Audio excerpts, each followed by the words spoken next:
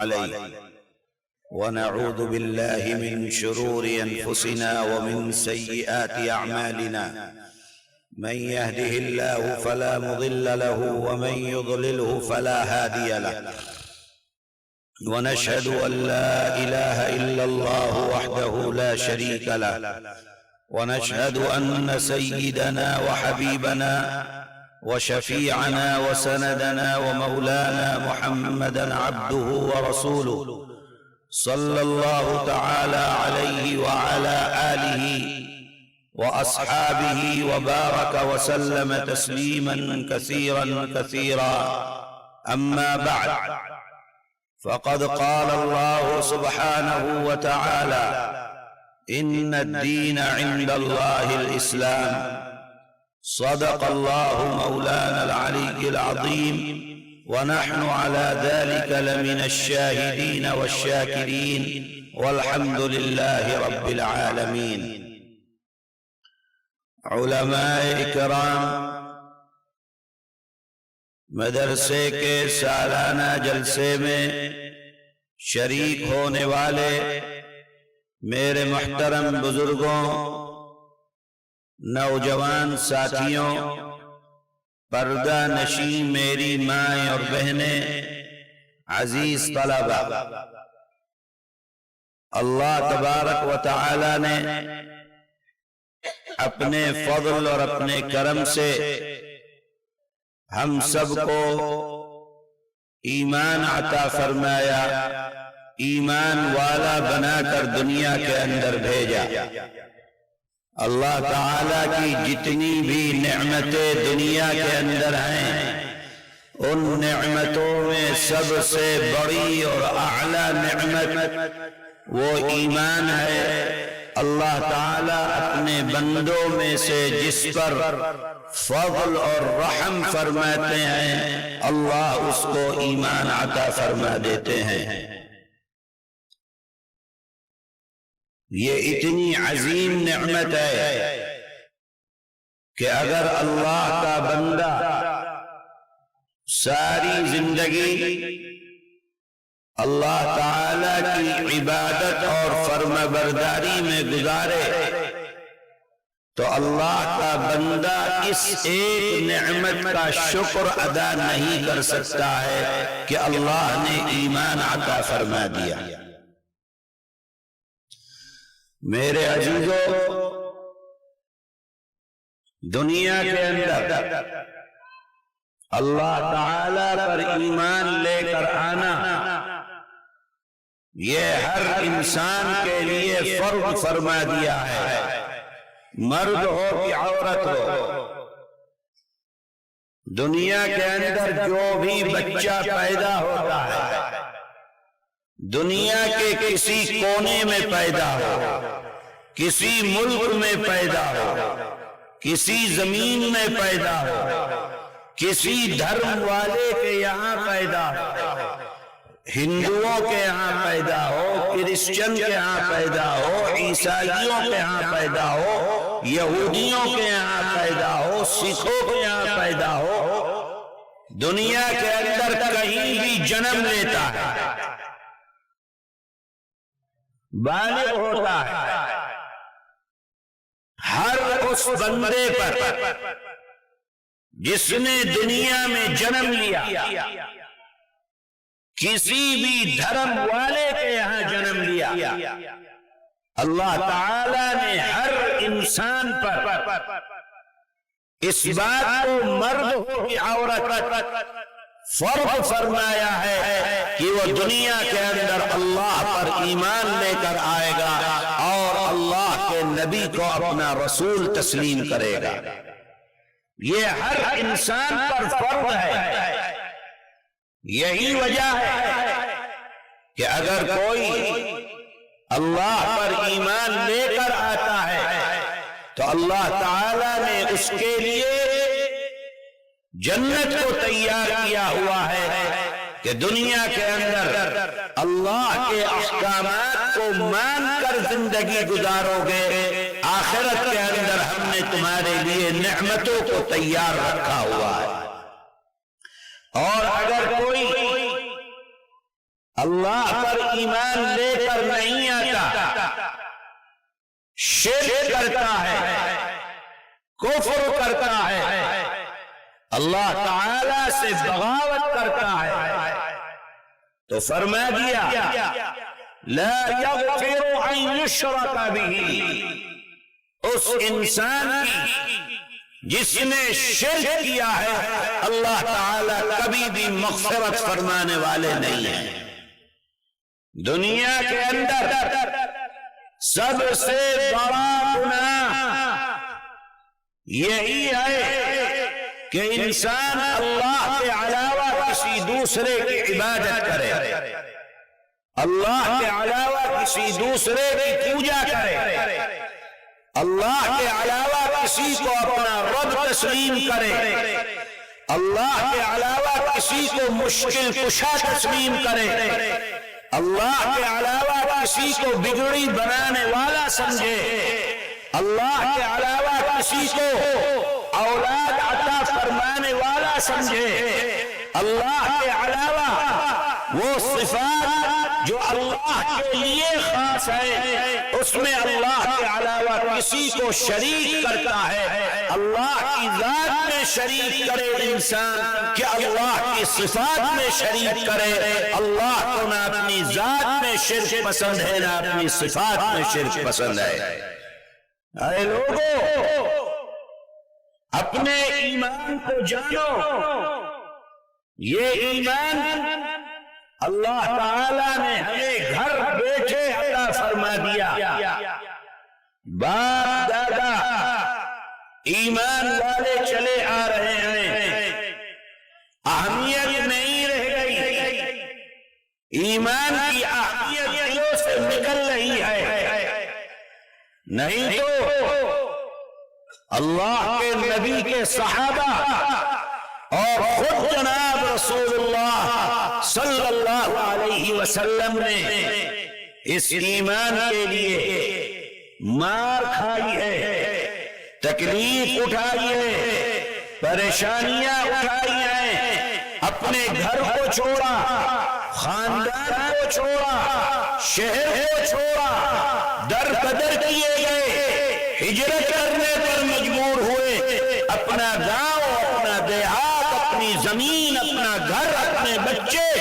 سب کچھ چھوڑنے پر اس ایمان کی وجہ سے مجبور ہوئے۔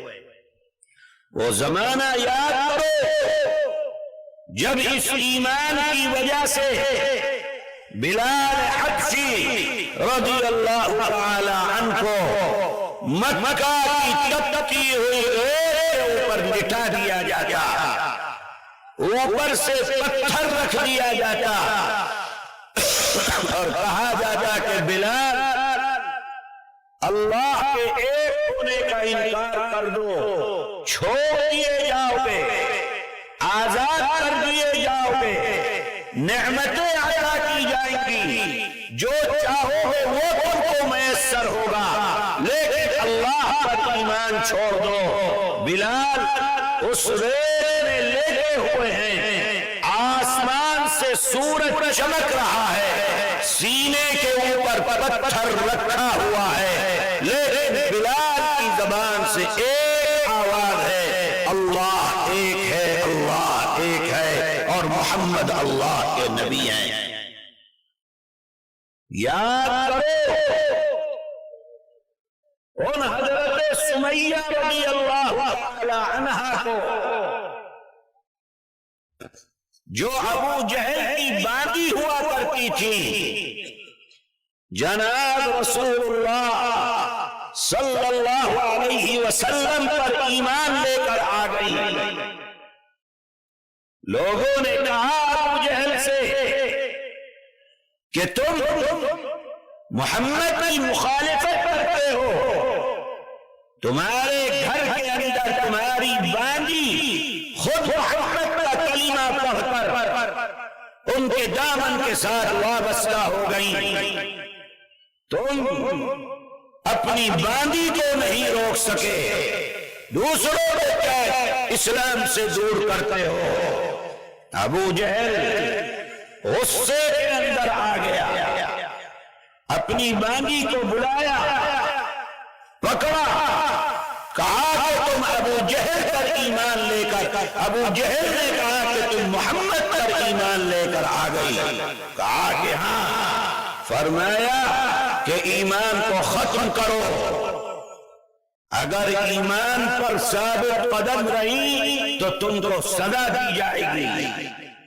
مارا گیا، پیٹا گیا، قید کیا گیا، ہاتھ اور پیر کے اندر کیلیں ڈال دی گئی۔ یاسر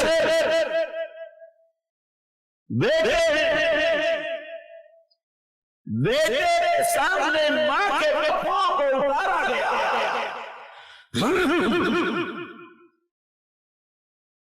کہا گیا کہ اس سے زیادہ سخت سزا دی جائے گی، اللہ پر ایمان چھوڑ دو۔ سمیہ رضی اللہ تعالی عنہ تیار نہیں ہوئی، جب تنگ آ گیا،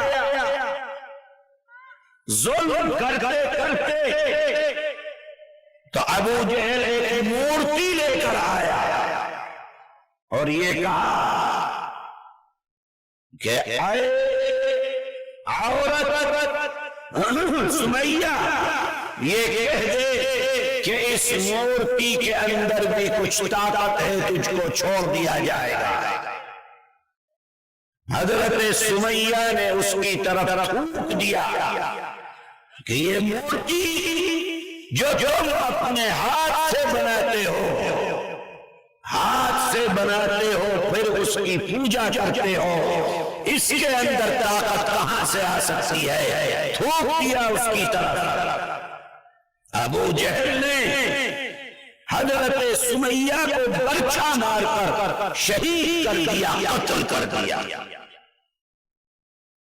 میرے بھائیوں، یہ ایمان جو آپ کو گھر بیٹھے بیٹھے مل گیا، آج ہمیں اس ایمان کی قدر باقی نہیں رہ گئی ہے۔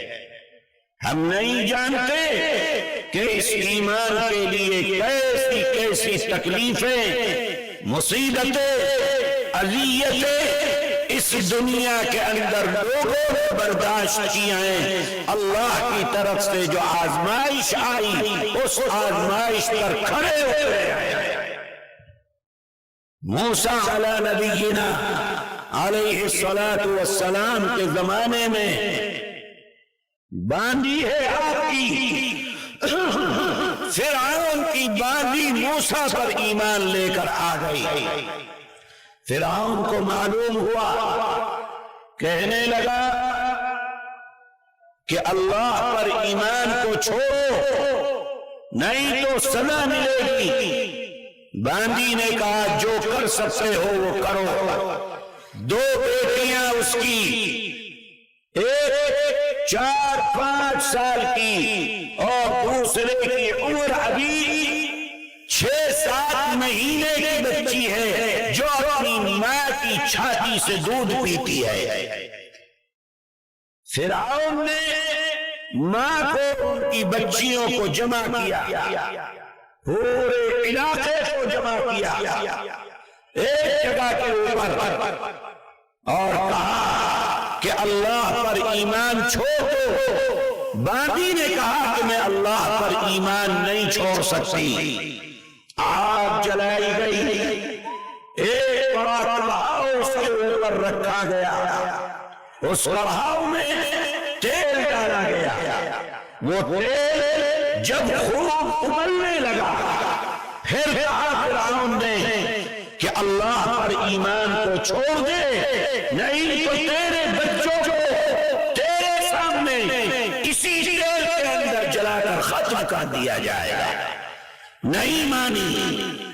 فرعون نے اس کی بڑی بیٹی کو پکڑا اور اس جلتے ہوئے تیل میں ماں کے سامنے اس کی بیٹی کو جلا کر تل کر کباب بنا دیا گیا۔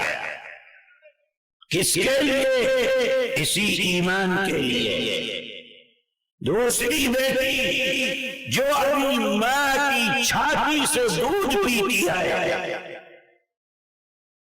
اس چھوٹی بیٹی کو ماں کی گود سے چھینا گیا اور اسی جلتے ہوئے تیل کے اندر ڈال کر ماں کی آنکھوں کے سامنے اس کی چھوٹی بیٹی کو بھی تیل میں ڈال کر قتل کر دیا گیا۔ یہ کیا ہے؟ یہ ایمان، اللہ پر ایمان۔ دنیا کے اندر آزمائش کون ہے جو اللہ پر ایمان رکھتا ہے، اور کون ہے جو مصیبت کے وقت میں اللہ پر ایمان کو چھوڑ کر کفر کے اندر داخل ہو جاتا ہے۔ میرے عزیزوں، میں آپ کو اس لیے بتلا رہا ہوں کہ آج ہمارے دلوں سے ایمان کی اہمیت ختم ہو گئی ہے۔ ہمارے بچے، ہماری بچیاں، جوان بوڑھے آج ایمان کی قدر و منزلت باقی نہیں رہ گئی۔ جوان بچے اور جوان بچیاں اللہ کی نافرمانی میں اس طریقے سے مبتلا ہے، اس طریقے سے مبتلا ہے کہ آج ایمان کو چھوڑنا بھی ان کے لیے کوئی گناہ نہیں رہ گیا۔ وہ نہیں سمجھتے کہ یہ بھی کوئی گناہ ہے۔ ایمان سے بڑی کوئی دولت نہیں اور کفر سے بڑا کوئی دنیا کے اندر جرم نہیں ہے۔ سب سے بڑا جرم دنیا کا اگر کوئی ہے تو وہ اللہ کی نافرمانی کرنا اور اللہ کے ساتھ شرک کرنا، اللہ کے ساتھ شرک کرنا۔ میرے بھائیوں، آج ہم جگہ جگہ پر یہ دیکھ رہے ہیں کہ آج ہمارے بچے اور ہماری بچیاں ایمان سے دور ہو رہے ہیں۔ اس کی وجہ کیا ہے میں آپ کو بتلاتا ہوں۔ اس لیے کہ ہم نے دنیا کی تعلیم کو اہم سمجھ لیا، ہم نے اسکول کالج کی تعلیم کو یہ سمجھا کہ یہ اسکول اور کالج یہی کامیابی کا زینہ ہے، اور اس کی طرف ہم نے اس طریقے سے قدم بڑھایا کہ آج دینی تعلیم کو مسلمان نے پیچھے کر دیا، قرآن کی تعلیم کو پیچھے کر دیا، رسول اللہ کی تعلیم کو پیچھے کر دیا، دنیا کی تعلیم آگے ہے۔ جسے دیکھو اپنے بچوں کو اسکول بھیجتا ہے، کالج بھیجتا ہے، بچے ہوں کہ بچیاں، سب صبح کا وقت ہے، اسکول اور کالج کی بسیں آتی ہیں اور بچوں کو اس کے اندر لے کر اسکول اور کالج لے کر چلی جاتی ہیں۔ وہاں تو دین نہیں ہے، وہاں تو قرآن نہیں ہے، وہاں تو اللہ کے نبی کی تعلیم نہیں ہے۔ وہاں کیا سکھلایا جاتا ہے؟ کون سا کلچر سکھلایا جاتا ہے؟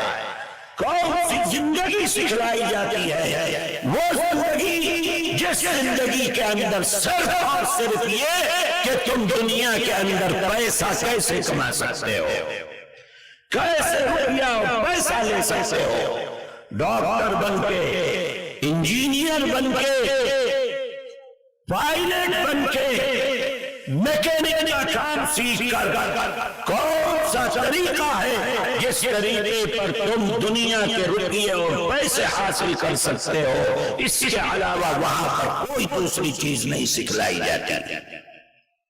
کلچر، وہ کلچر جو یورپ اور امریکہ نے دیا، وہ کلچر جو یہودیوں نے اور عیسائیوں نے دیا، جس کلچر کے اندر صرف اور صرف عزت اور آبرو کے ساتھ کھلواڑ کرنا ہے اور دوسری کوئی چیز اس کلچر کے اندر نہیں ہے، جہاں پر لڑکے اور لڑکیاں آپس کے اندر بیٹھنا، گفتگو کرنا، دوستی کرنا، میرے ساتھ وہ زندگی جس زندگی نے اسلام، جس زندگی کو اسلام نے منع کیا ہے، جس کلچر کو منع کیا ہے، آج اسکول اور کالج کے اندر وہ کلچر سکھلایا جاتا ہے۔ ہم نے اپنی بچیوں کو اور اپنے بچوں کو ان کے حوالے کیا،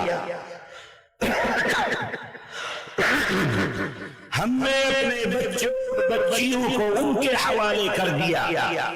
کیا سیکھ کر آ رہے ہیں، کیا پڑھ کر آ رہے ہیں، کیا دیکھ کر آ رہے ہیں؟ کوئی سننے والا نہیں، کوئی پوچھنے والا نہیں، کوئی دیکھنے والا نہیں۔ کس کے ساتھ اٹھتی ہیں، بیٹھتی ہیں، کس کے ساتھ گھومتی ہیں، کیا کرتی ہیں؟ آج کا مسلمان ماں باپ اپنے بچیوں کی طرف سے اس طریقے سے غافل ہو گئے، توجہ نہیں ہے۔ کیا دنیا کے اندر ہو رہا ہے؟ وہ بچیاں غیروں کے ساتھ دوستی کرتی ہیں، بڑی ہوتی ہیں، آگے بڑھتی ہیں، اور ایک ایسا آتا ہے کہ وہ اپنے مذہب کو بھی چھوڑ کر اپنا جیون ساتھی ان کو بنا کر اور انہی کے ساتھ اپنی زندگی کو گزارنا شروع کر دیتی ہیں۔ کون ہے مجرم؟ تم ہو مجرم، ماں باپ ہے مجرم، جنہوں نے دین کو چھوڑ کر اور دنیا کو حاصل کرنے کے لیے اپنے بچوں کو اور اپنی بچیوں کو اسکول اور کالج کے حوالے کر دیا۔ سارے ملک کے اندر یہی صورتحال ہے، جہاں دیکھو یہی صورتحال ہے۔ جس طرف دیکھو بچیاں مرتد ہو رہی ہیں، غیروں کے ساتھ جا رہی ہیں، لیکن مسلمان کو کوئی فکر نہیں ہے۔ جو نہیں رینگی کان پر، نہیں دیکھتے کہ کیا ہو رہا ہے، کیوں ہو رہا ہے۔ صرف دنیا طلبی کہ کیسے پیسے کمایا جائے، کیسے ٹیچر بن جائے، کیسے کسی جگہ نوکری مل جائے۔ اس نوکری اور اس پیسے کے لیے تم نے اپنی بیٹیوں کی عزتوں کو سر بدار نیلام کر دیا ہے، وہ کلچر بنا لیا جو غیروں کا کلچر تھا۔ آج اس کا نتیجہ سامنے ہے کہ ایمان بھی ہمارا باقی نہیں رہ گیا۔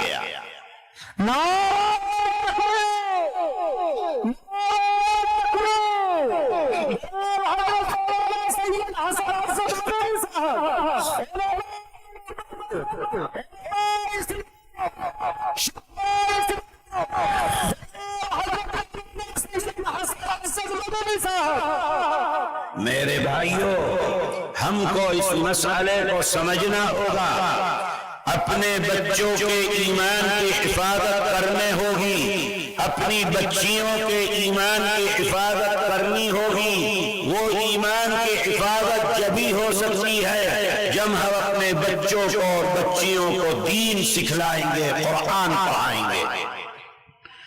آج کیا ہو رہا ہے دنیا کے اندر؟ اگر ہم نے اس کی طرف توجہ نہیں کی تو میرے بھائیوں پھر ہم اپنے بچوں کے ایمان کی حفاظت نہیں کر سکتے ہیں۔ دنیا دیکھ رہی ہے، سامنے ہے صورتحال، حکومتوں کی طرف سے اس سلسلے کے اندر باقاعدہ پلان بنائے جا رہے ہیں کہ کیسے بچیوں کو اور بچوں کے ایمان کو ان سے لیا جائے۔ اے میرے بھائیوں، دنیا کے اندر سب سے اہمیت والی اگر کوئی چیز ہے تو وہ تمہارا ایمان ہے۔ اپنے ایمان کی اور اپنے بچے اور بچیوں کے ایمان کی حفاظت کرنا یہ سب سے پہلا حق تمہارے اوپر ہے۔ اگر یہ نہیں کر سکتے تو اس دنیا کی زندگی بیکار زندگی۔ ہم اسکول اور کالج پڑھانے کے مخالف نہیں ہیں، ہم اس کی مخالفت کرتے ہیں کہ آپ ایسی جگہ اپنے بچوں کو بھیجیں جہاں پر ان کا ایمان محفوظ نہ رہ سکے. کیا فائدہ ایسی تعلیم کا جس سے ایمان نہ محفوظ رہ سکے؟ سب سے اول فرض ایمان کی حفاظت. ایمان محفوظ ہے پھر آپ اپنے کو جہاں تک چاہے پڑھائیں، کوئی منع کرنے والا نہیں ہے.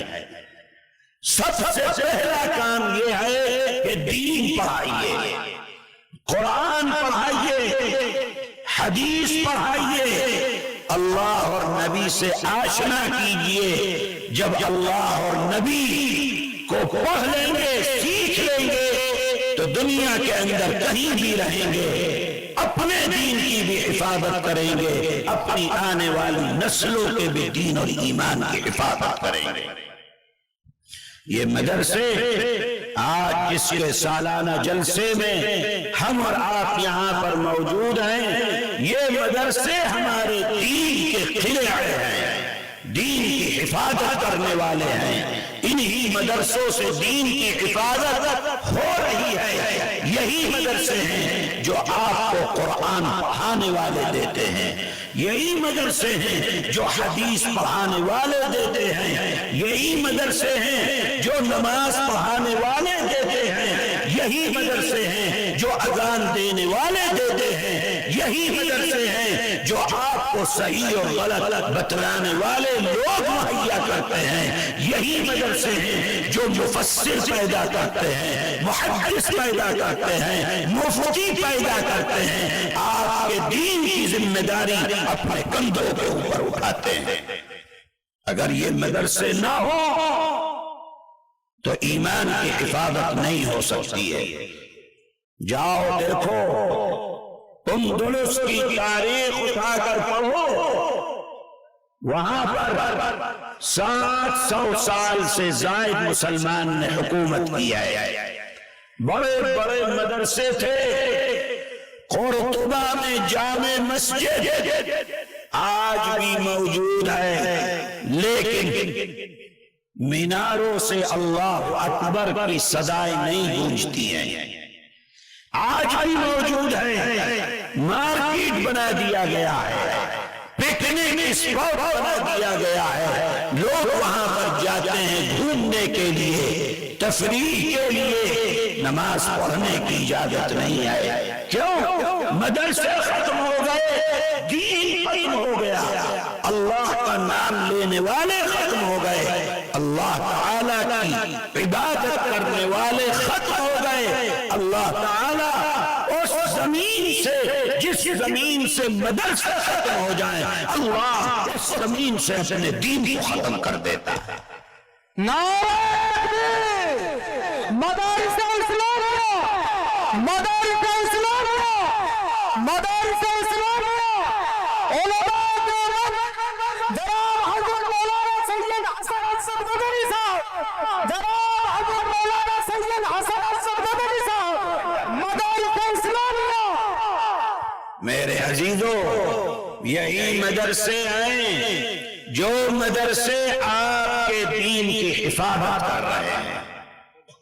ہندوستان میں جس وقت انگریز یہاں پر آیا ہے، بڑے بڑے مدرسے یہاں پر موجود تھے. سن 1803 کے اندر جب حضرت شاہ عبدالعزیز صاحب نے فتویٰ دیا کہ انگریز کے خلاف لڑنا، جہاد کرنا فرض ہو گیا ہے، مدرسے کے لوگ باہر نکلے، علماء باہر نکلے، 50 و 1000 علماء نے اپنی قربانیوں کو پیش کیا. 1857 کی جنگ آزادی علماء نے لڑی. 1857 کی جنگ آزادی کے بعد جب ناکامی ہوئی تو انگریز نے یہ فیصلہ کیا کہ اگر اس ملک میں ہم کو اپنی حکومت کو باقی رکھنا ہے تو یہاں سے مدرسوں کو ختم کرنا ہوگا، علماء کو ختم کرنا ہوگا. میرے بھائی، 3 سال کے اندر 1857 کے بعد 58، ان 3 سال میں 54,000 سے زائد علماء کو پھانسی پر لٹکایا ہے. 54,000 سے زائد علماء اور 4.5 لاکھ سے زائد مسلمان جنہیں پھانسی دے دی گئی. کیوں؟ تاکہ اس ملک سے اسلام کو ختم کر دیا جائے, دین کو ختم کر دیا جائے. انگریز سے لڑنے والے کون تھے؟ علماء تھے, مسلمان تھے. جب سب کو ختم کر دیا, اب لڑنے والے کہاں سے پیدا ہوں گے؟ لڑنے والے کہاں سے آئیں گے؟ انگریز کا مقابلہ کرنے والے کہاں سے آئیں گے؟ اس دھرتی کو جس کے لیے حضرت شاہ عبدالعزیز صاحب نے فتویٰ دے دیا تھا کہ اب آزاد کرانا فرض ہے, اس فرض کو نبھانے والے لوگ اب کہاں سے آئیں گے؟ علماء کو تو ختم کر دیا, مدرسوں کو ختم کر دیا, بڑے بڑے مدرسوں کو بلڈوزر کر ختم کر دیا کہ اگر اس ملک میں حکومت کرنی ہے تو مدرسوں کے ساتھ ہم حکومت نہیں کر سکتے ہیں. سب سے پہلے مدرسے ختم کرو تاکہ عام مسلمان کو ایمان سے باہر نکالنا اور اپنے مذہب میں یعنی عیسائی مذہب میں داخل کرنا وہ ہمارے لیے آسان ہو جائے. بڑے بڑے مدرسے ختم کر دیے گئے. اس وقت چند ہمارے اکابر جو زندہ رہ گئے تھے, قاسم نانوتوی, رشید احمد صاحب گنگوہی, حضرت حاجی عابد صاحب, حضرت مولانا یعقوب صاحب, حضرت مولانا مظہر صاحب, حاجی امداد اللہ صاحب, یہ چند حضرات جو باقی رہ گئے تھے, انہوں نے رائے مشورے سے دیوبند کے اندر ایک مدرسے کو قائم کیا جس کو آپ اور ہم دارالعلوم دیوبند کے نام سے جانتے ہیں. کیوں قائم کیا گیا؟ تاکہ علماء پیدا کیے جائے. کیوں قائم کیا گیا؟ اسلام کی حفاظت کرنے والے پیدا کیے جائے. کیوں قائم کیا گیا؟ وطن کے لیے لڑنے والے پیدا کیے جائیں. کیوں قائم کیا گیا؟ اپنے خون کو اسی دھرتی کے لیے بہانے والے پیدا کیے جائیں. کیوں قائم کیا گیا دیوبند کا مدرسہ؟ تاکہ مجاہد تیار کیے جائیں. کیوں قائم کیا گیا دیوبند کا مدرسہ؟ تاکہ اس مٹی کو آزاد کرانے کے لیے اپنی قربانیاں پیش کرنے والے پیدا کیے جائیں. کیوں قائم کیا گیا دیوبند کا مدرسہ؟ اپنے وطن کے لیے اپنے بچوں کو قربان کر دینے والے پیدا کیے جائیں. اس مقصد کے لیے دیوبند قائم کیا گیا. وطن کی آزادی میں جو کردار مدرسوں کا ہے, دنیا کی کوئی جماعت اس کردار کو پیش نہیں کر سکتی ہے جو کردار اس وطن کی آزادی میں آپ کے مدرسوں کا ہے. نعرہ نعرہ ام المدارس مدرسہ دارالعلوم دیوبند, ام المدارس مدرسہ دارالعلوم دیوبند, صدر جمہوریہ علماء ہند, صدر جمہوریہ علماء ہند, قائد ملت حضرت مولانا سید ارشد مدنی صاحب, قائد ملت حضرت مولانا سید ارشد مدنی صاحب, سلام حضرت مولانا سید حسن افضل مدنی صاحب, علماء اسلام, علماء دیوبند, مدارس اسلامیہ, ام المدارس مدرسہ دارالعلوم دیوبند. آج لوگ مدرسوں کے کردار کو نہیں جانتے. مدرسوں سے پڑھ کر نکلنے والوں نے اس وطن کو آزاد کرایا ہے. شیخ الہند حضرت مولانا محمود حسن صاحب دیوبندی, شیخ الاسلام حضرت مولانا حسین احمد صاحب مدنی, اور بڑے بڑے علماء اکرام, ایک نہیں کتنوں کے نام بتائے جائیں, 50,000 علماء, کئی لاکھ مسلمان اس وطن کے لیے اپنے خون کو بہایا. یہ آپ کے برابر کے اندر پٹنہ صادق پور علماء صادق پور کا بڑا کردار اس وطن کی آزادی کے لیے رہا ہے۔ بہار کے علماء کا، بہار کے مسلمانوں کا وطن کی آزادی کے اندر بہت بڑا کردار رہا ہے۔ ہم نہیں جانتے اس چیز کو۔ میرے بھائیوں، یہی مدرسے ہیں جن مدرسوں نے اس ملک کو آزاد کرانے والے لوگ پیدا کیے ہیں۔ یہی مدرسے ہیں جنہوں نے اسلام کی حفاظت کی ہے، ایمان کی حفاظت کی ہے، اور آج یہ دین و اسلام جو ہم تک نظر آ رہا ہے یہ مدرسوں کی دین ہے۔ اگر یہ مدرسے نہ ہوتے، یاد رکھیے کہ یہ ملک بھی آزاد نہیں ہو سکتا تھا۔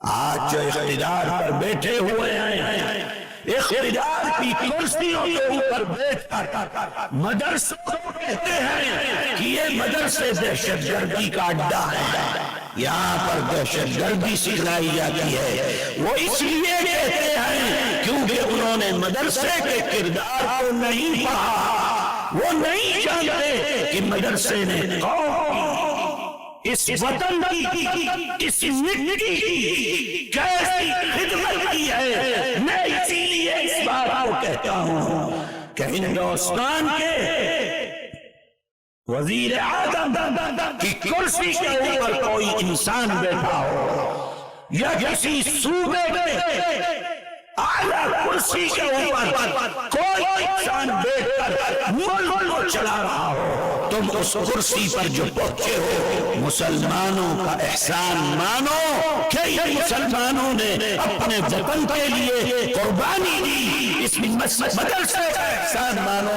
مدرسے نے وطن کے لیے قربانی دی ہے، یہ وطن آزاد ہوا ہے تو تمہیں اقتدار کی کرسی ملی ہے۔ اگر وطن آزاد نہ ہوتا تم کبھی بھی اقتدار پر نہیں پہنچ سکتے تھے۔ یہ مدرسے کا کردار ہے۔ لاکھوں ملک کے اوپر مرنے والے ان مدرسوں سے پیدا کر دیے ہیں۔ تمہیں یہ مدرسے دہشت گردی کا اڈا لگتے ہیں؟ کن کو لگتے ہیں؟ ان کو لگتے ہیں جو انگریز کے گھوڑوں پر نیچے کیا کرتے تھے، ان کو لگتے ہیں جو انگریز کو اپنا مائی باپ کرتے تھے۔ یہ مدرسے ان کی آنکھوں میں کھٹکتے ہیں جو وطن سے کل دشمنی کر کر انگریزوں سے بڑی بڑی زمینوں کو ہلاک کرایا کرتے تھے۔ ان کو یہ مدرسے ان کی آنکھوں کے اندر کھٹکتے ہیں، کل بھی کھٹکتے تھے، آج بھی کھٹکتے ہیں۔ کل انگریز ان مدرسوں کو پابندی لگانے کی بات کرتا تھا، آج اس انگریز ناجائز اولاد اس ملک کے اندر ان مدرسے پر پابندی لگانے کی بات کرتی ہے۔ نہ وہ کامیاب ہوئے تھے، اور اللہ کی ذات سے امید ہے اور ہمارا ایمان ہے کہ آج اللہ پر اپنے منصوبوں کے اندر کبھی بھی کامیاب نہیں ہو سکتے۔ میرے بھائی، یہ ہمارا مدرسہ، اس نے ہم کو انسان بنایا، اس نے ہم کو بتایا کہ انسانیت کیا چیز ہوتی ہے۔ اس مدرسے نے بتایا کہ انسان کا حق کیا ہے، اس مدرسے نے بتایا کہ انسانیت کے ساتھ کیسے برتاؤ کرنا ہے، اس مدرسے نے بتایا کہ ضرورت ہو وطن کو تو اس گردن کو کیسے کٹایا جائے، اس مدرسے نے بتایا کہ وطن کے اوپر کیسے قربان ہوا جائے، اس مدرسے نے بتایا کہ اپنے وطن پر کیسے نچھاور ہوا جائے، اس مدرسے نے بتایا کہ اللہ کے کسی بندے کو تکلیف ہو تم اس کی مدد کرو گے تو آسمان والا تمہارے اوپر رحم کرے گا۔ یہ اس مدرسے نے ہم کو بتلایا، رسول اللہ کی تعلیم نے بتلایا، اللہ کے کلام نے بتلایا، قرآن نے بتلایا۔ قرآن و حدیث پڑھنے والے جانتے ہیں کہ انسانیت کیا چیز ہوتی ہے اور انسانیت کی خدمت کیا چیز ہوتی ہے۔ ان کی تعلیم گاہیں انہیں نفرت سکھا رہی ہیں، ان کی تعلیم گاہیں انہیں نفرت کا پاٹ اٹھا رہی ہیں، پورے ملک کے اندر نفرت ہی نفرت کو بھر رکھا ہے۔ وہ تمہاری پاٹشالا لائے ہیں جو تمہیں نفرت سکھلاتی ہیں، ہمارے مدرسے ہیں ہمیں محبت سکھلاتے ہیں۔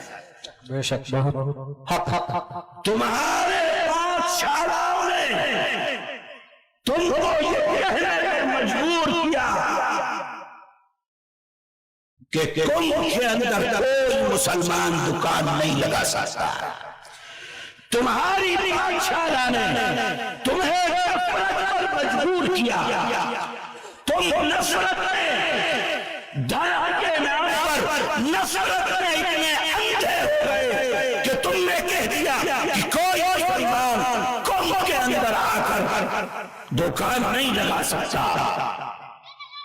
ہمارے مدرسوں نے ہم کو سکھلایا کہ جب قوم میں بھگدڑ مچی، لوگ بھاگ آئے، الہ آباد میں مسلمانوں نے اپنے گھر، اپنی مسجد، اپنے مدرسوں کے دروازے ان کے لیے کھول دیے۔ آؤ ہماری مسجدوں میں آرام کرو، ہمارے مدرسوں میں آرام کرو، ہمارے گھروں میں آرام کرو، اس لیے کہ مدرسوں نے محبت کا سبق دیا، مدرسوں نے بتلایا کہ اگر اللہ کا کوئی بندہ پریشان ہو تو اس کی مدد کرنا تمہارا فرض ہے۔ کرو گے آسمان والا راضی ہوگا، نہیں کرو گے ایمان والے کہلانے کے قابل ہیں۔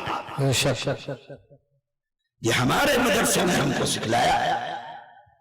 تمہیں آج یہ مدرسے دہشت گردی کا اڈا لگتے ہیں، تمہیں آج مسلمان دہشت گرد نظر آتا ہے، تم دہشت گردی کر رہے ہو، کھل کر کر رہے ہو، بندوق کی نوک کر رہے ہو،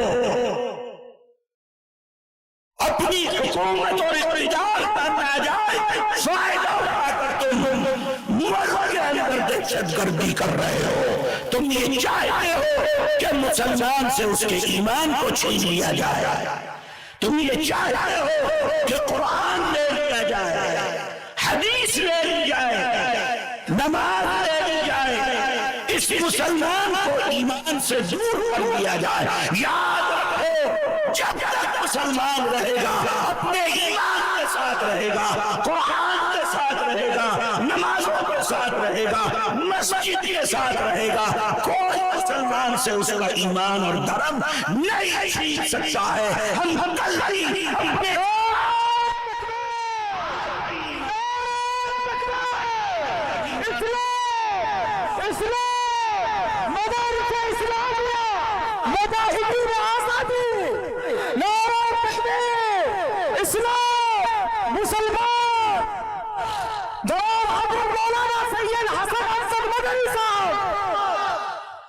جو چاہے وہ ملک کے اندر کرتے ہو، اس وطن پر جتنا تمہارا حق ہے اتنا ہمارا بھی حق ہے۔ تم وطن پر حصے داری میں ہم سے آگے نہیں ہو۔ جمعیت علماء ہند کے صدر محترم حضرت مولانا سید ارشد مدنی اس وطن پر اتنا ہی حق رکھتے ہیں جتنا ہندوستان کے وزیر اعظم نریندر مودی۔ صدر جمہوریت مولانا سید ارشد مدنی صاحب، قائد ملت حضرت مولانا سید ارشد مدنی صاحب، نعرہ تکبیر۔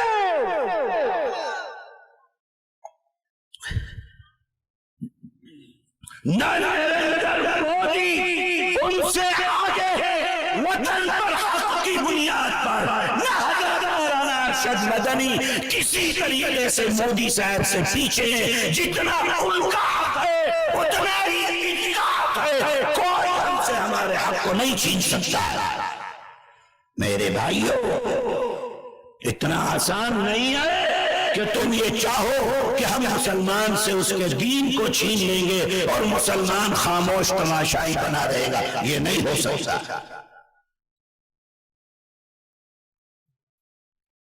پلان بنا رہے ہیں کیسے مدرسوں کو لے لیا جائے، جب کوئی چارہ نہیں چلا تو اب شکاری نیا جال لے کر آیا ہے، وقف ترمیمی بل، کہ اس بل کے سے ہم مدرسوں کو اپنے قبضے کے اندر لے لیں گے۔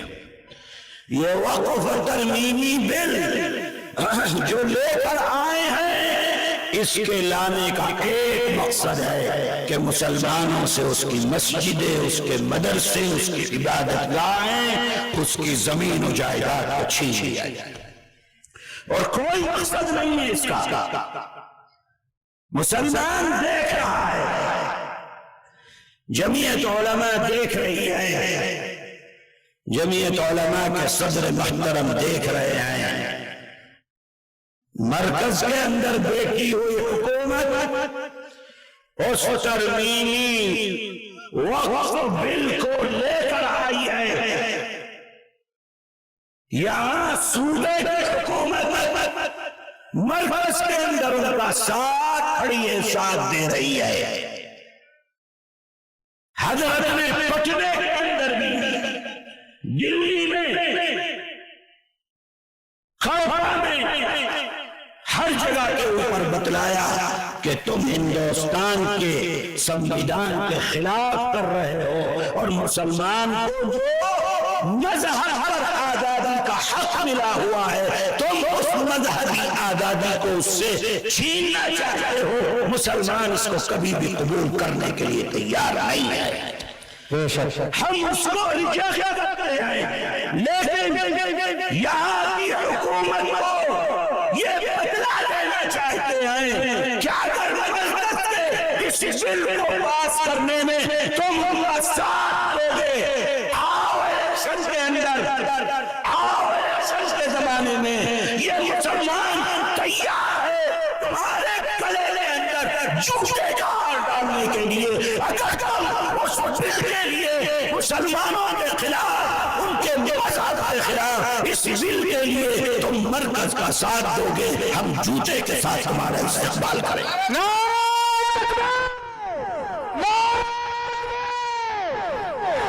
مسلمان، اسلام، ہندوستان،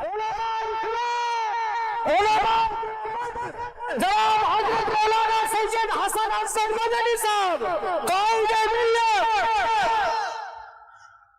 یہ کوئی آسان نہیں ہے کہ تم مسلمان کو بتاشا سمجھو اور اس کا مذہب اس سے چھیننے کی کوشش کرو۔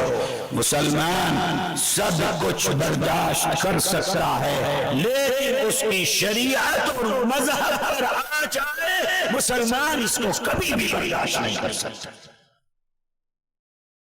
سن لے، طاقتیں سن لے، تم ہندوستان کے قانون کی خلاف ورزی کر رہے ہو۔ ہندوستان کے سنویدھان نے ہم کو اپنے مذہب پر جینے کا حق دیا ہے، ہم اپنی مرضی سے اپنے مذہب پر جیسے چاہیں عمل کریں۔ تم سنویدھان کی خلاف ورزی کر رہے ہو۔ ہم نے اس سنویدھان کو اسی لیے قبول کیا تھا کہ اس کے اندر مذہبی آزادی کی، اگر مذہب پر پابندی لگتی ہے، دنیا کا کوئی قانون ہم کو گوارا نہیں ہو سکتا۔ رکھو جیب کے اندر، رکھو پیرے کے اندر وہ قانون جو مذہب کو چھینے، وہ قانون جو مذہبی آزادی کو چھینے، وہ قانون جو نماز اور روزے کو چھینے، وہ قانون جو ہمارے مدرسے کو چھینے، وہ قانون ہماری پاؤں کے اوپر۔ کوئی ضرورت نہیں ہے ہمیں ایسے قانون۔ ہم دنیا کے اندر رہیں گے، زندہ رہیں گے، اور جب تک رہیں گے اپنے مذہب پر عمل کرتے ہوئے اپنی زندگی کو گزاریں انشاءاللہ۔ یہ مدرسے ہیں آپ کے، آج ساری دنیا کے دشمن اسلام طاقتوں کی نظر آپ کے مدرسوں کے اوپر ہے۔ کیسے یہ مدرسے مدرسوں کو لے لیا جائے، کیسے ان مدرسوں سے مسلمان کو دور کر دیا جائے، وہ کر رہے ہیں اور مسلمان ہو رہا ہے، وہ دور کر رہے ہیں، آپ ہو رہے ہیں۔ غور کرو، غور کرو، مرد بھی کرے، عورت بھی کرے، جوان بھی کرے، بوڑھا بھی کرے، علماء بھی کرے، غیر علماء بھی کرے۔ آج ہم اپنے بچوں کو مدرسہ بھیجتے ہیں یا اپنے بچوں کو اسکول اور کالج بھیجتے ہیں؟ کہاں بھیجے؟ کیا ہو رہا ہے؟ کہاں قرآن پڑھنے والے؟ گاؤں کے اندر اگر 100 بچے ہیں، 5 قرآن پڑھنے والے ہوں گے، 95 اسکول اور کالج کی زینت بنے ہوئے ہوں گے۔ یہ ہمارے ایمان کا حال ہو گیا۔ ساری دشمن دنیا اسی ایمان کو ختم کرنے کے در پہ ہے۔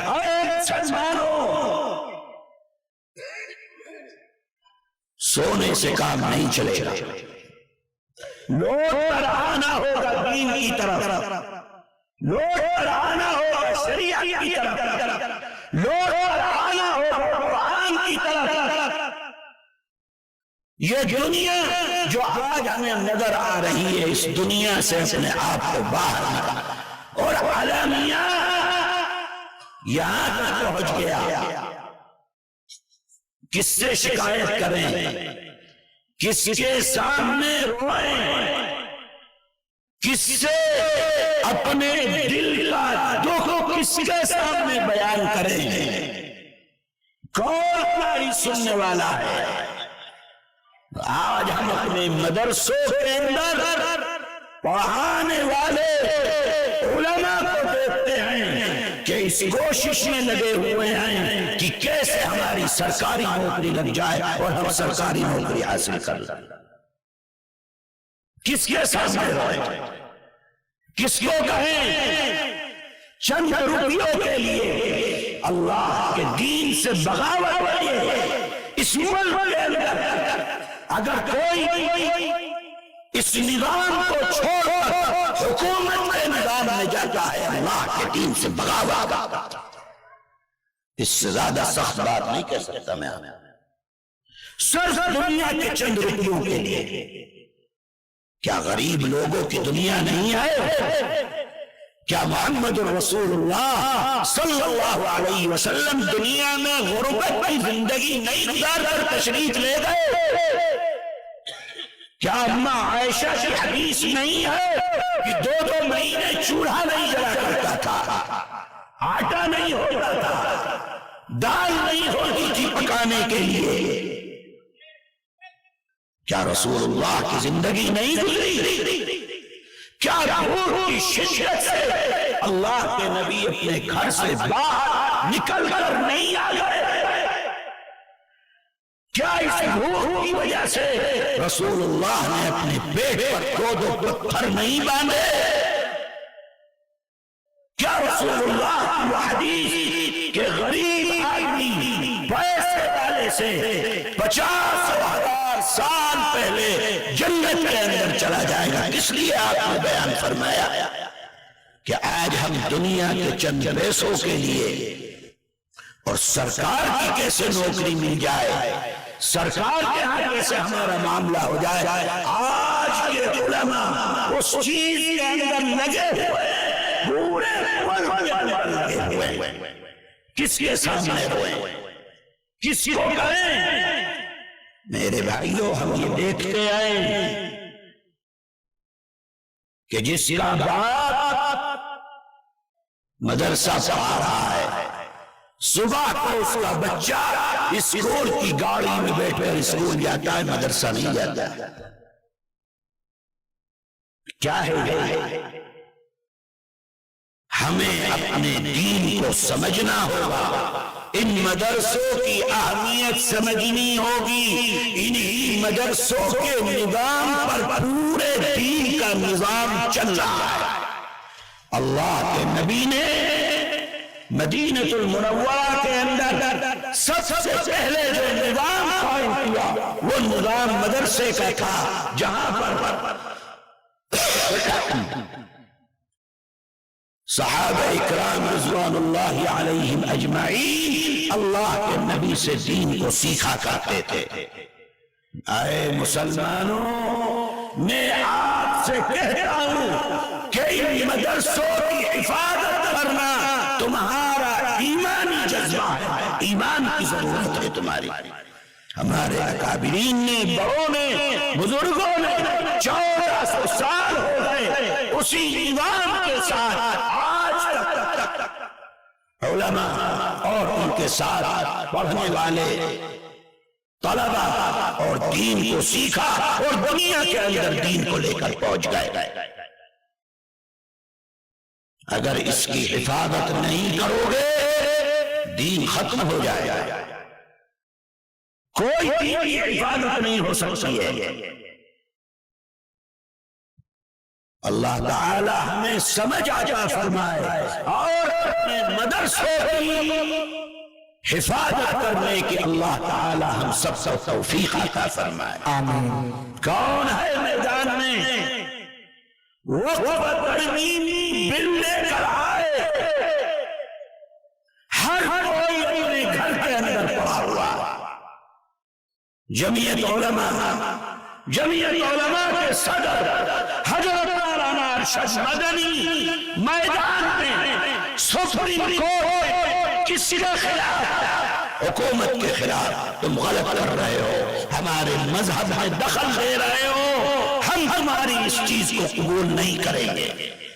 اتراکھنڈ کے اندر UCC بل لے کر آ گئے، مطلب مسلمان قرآن کے مطابق اپنی زندگی نہیں گزارے گا، مطلب قرآن اور اللہ جس چیز کو فرماتے ہیں اس کے مطابق نہیں، شادی اس کے مطابق نہیں، بیاہ اس کے مطابق نہیں، نکاح قرآن کے مطابق نہیں، طلاق قرآن کے مطابق نہیں، میاں بیوی کے اندر علیحدگی قرآن کے مطابق نہیں، وراثت قرآن کے مطابق نہیں، جو ہم نے تم کو لکھ کر دے دیا اس کے مطابق کرو، قرآن کے مطابق نہ کرو۔ یہ ہے UCC۔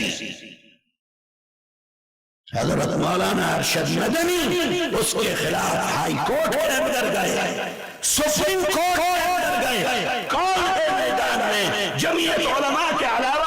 کوئی دکھلائے تو آ کر، کوئی دکھلائے تو آ کر، کوئی کہے تو آ کر کہ ہم نے اس کے خلاف میدان کے اندر ہم بھی کھڑے ہوئے ہیں۔ جمعیت علماء کے علاوہ کوئی نہیں آئے۔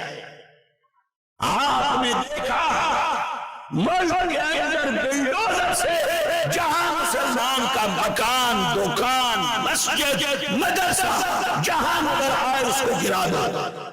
یہ ٹرین چلا پورے ملک میں، کس نے اس کے خلاف آواز اٹھائی؟ کون سپریم کورٹ گیا؟ کس نے اس پر اسٹے لیا؟ کس نے مسلمانوں کی حفاظت کی؟ ایک نام جمعیت علماء ہند، ایک نام حضرت مولانا ارشد مدنی دامت برکاتہم۔ میرے بھائی اس کے علاوہ کوئی میدان کے اندر نہیں، سب آرام کی عیش کی زندگی گزار رہے ہیں۔ UP حکومت نے مدرسوں کے سلسلے میں ایک بل لے کر آیا کہ کس طریقے سے مدرسوں کو حکومت کے انڈر میں لے کر آنا ہے۔ کون میدان میں آیا؟ جمعیت علماء ہند، صدر محترم حضرت مولانا ارشد مدنی دامت برکاتہم۔ یہ جو میں چند موٹی موٹی باتیں جو اس وقت ملک کے اندر چل رہی ہیں، آسان کا مسئلہ ہو، مسجد کا مسئلہ ہو، مدرسے کا مسئلہ ہو، داڑھی اور ٹوپی کا مسئلہ ہو، کسی مسلمان کے دکان، جائیداد، گھر کا مسئلہ ہو، اگر میدان میں سامنے آپ کو کوئی نظر آئے گا، جمعیت علماء نظر آئے گی۔ جمعیت علماء ہند اس کی حفاظت، مذہب کی حفاظت، دین کی حفاظت، مسجد کی حفاظت، مدرسے کی حفاظت، مسلمان کی حفاظت، داڑھی اور لوگوں کی حفاظت کرنے والی اگر کوئی جماعت ہندوستان میں کام کر رہی ہے، جمعیت علماء ہند کام کر رہی ہے، اس کے علاوہ کوئی دوسرا میدان میں نہیں۔ نعرہ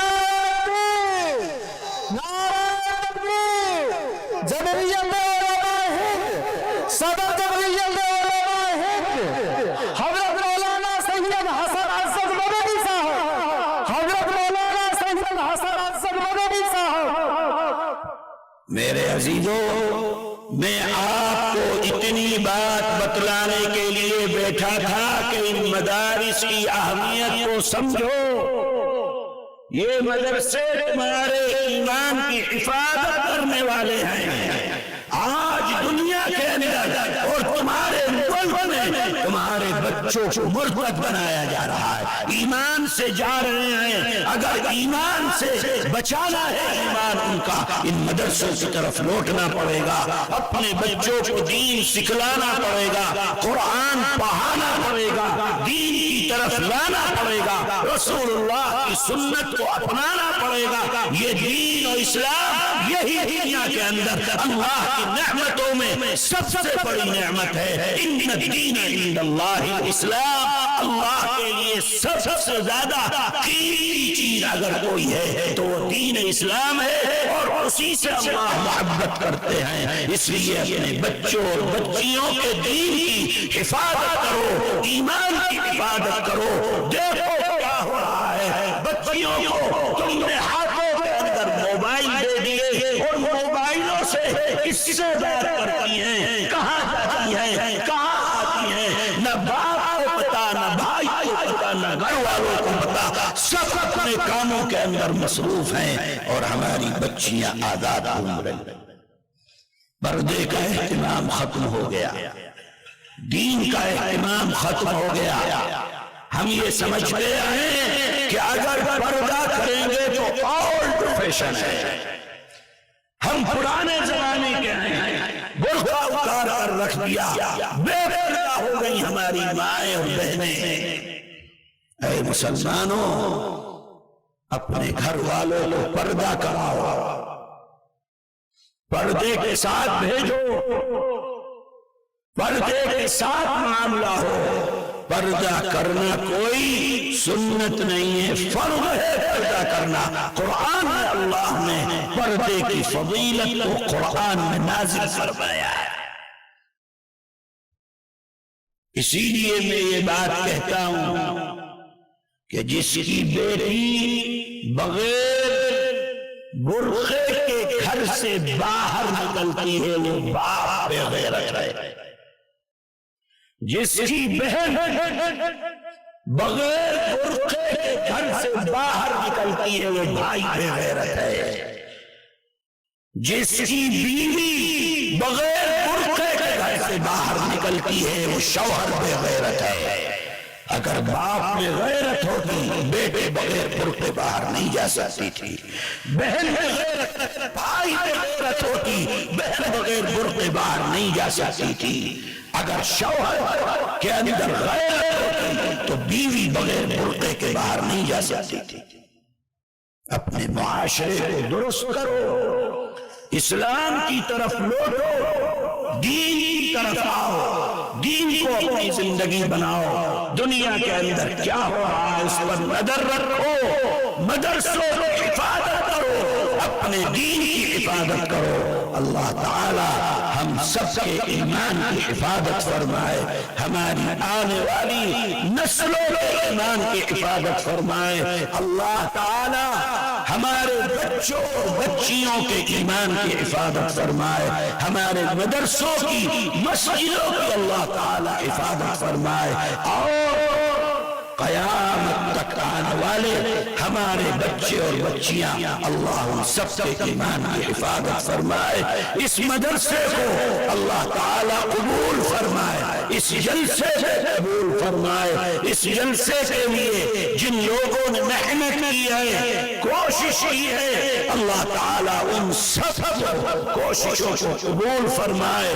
جو بچے یہاں پر حافظ قرآن ہوئے ہیں اللہ ان کو یاد رکھنے کی توفیق فرمائے، جو بچے حافظ قرآن ہوئے اللہ ان کے ماں باپ کو دنیا و آخرت کی بھلائی عطا فرمائے۔ میرے بھائیوں، یہ پیغام لے کر اٹھو کہ ایمان کی حفاظت کرنی ہے، بچیوں کے خاص طور پر ایمان کی حفاظت کرنی ہے، ان کی دیکھ بھال کرنی۔ اللہ ہم سب کو اس کی توفیق عطا فرمائے۔ وآخر دعوانا ان الحمد للہ رب العالمین۔ وہ خوش نصیب چار حفاظ کرام جن کے سروں پر دستار فضیلت باندھی جائے گی، حضور والا دست مبارک سے بچوں کے سروں پر دستار باندھ دیں گے۔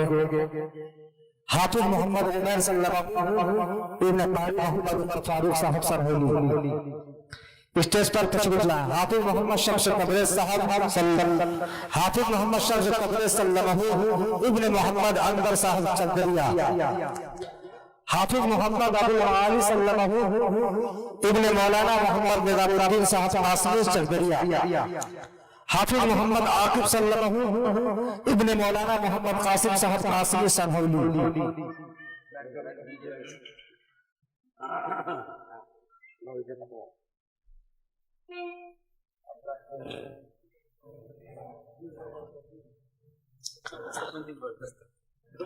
محترم سامعین، اب آئیے دستار فضیلت کی شان پہ ترانہ پیش کرنے کے لیے مترنم آواز میں تشریف لا رہے ہیں ہم سب کے چہتے شاعر اسلام کا نام حضرت مولانا مفتی محمد طارق جمیل صاحب محمد جی کی حضرت سے گزارش ہے تشریف لائیں اور دستار فضیلت کی شان کا نظم پیش کروائیں۔